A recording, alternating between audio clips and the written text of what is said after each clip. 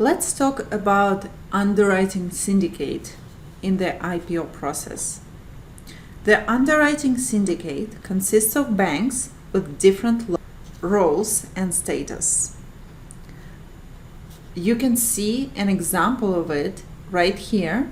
There are 10 investment banks that are involved in the IPO transaction, and the lead banks on the top line are referred to as the book runners. So the book runners in our example are Morgan Stanley, JP Morgan, and Citigroup.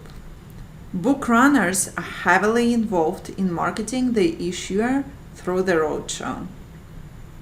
The top left underwriter is referred to as the lead left book runner. In our example, it's Morgan Stanley. The lead underwriter runs the syndicate and allocates shares to each member of the syndicate, which may not be equal among the syndicate members. The lead underwriter also determines the timing of the offering as well as the offering price and fulfilling any requirements with regulatory issues with the SEC or FINRA, Security and Exchange Commission, or Financial Industry Regulatory Authority. The lead left book runner generates the highest fees in the offering. The issuer selects the lead left book runner via a process referred to as a bake-off, when the banks attempt to win the issuers in advance of the offering to win lead left. In determining the offering price, the underwriter syndicate must obtain all the necessary financial information, as well as determining the growth prospects of the firm.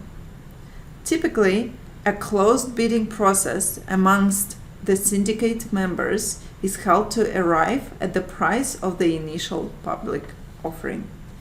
Fees are typically charged as a spread for the underwriting syndicate members.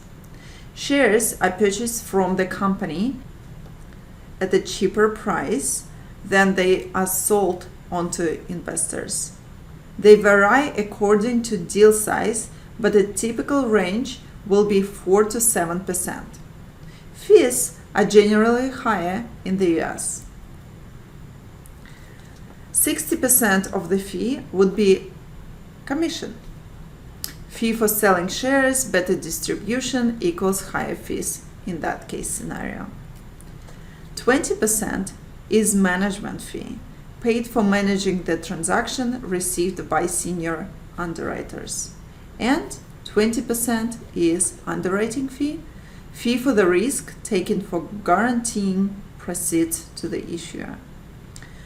Overall, the profit or loss for the syndicate is determined by how the new stock performs on the market.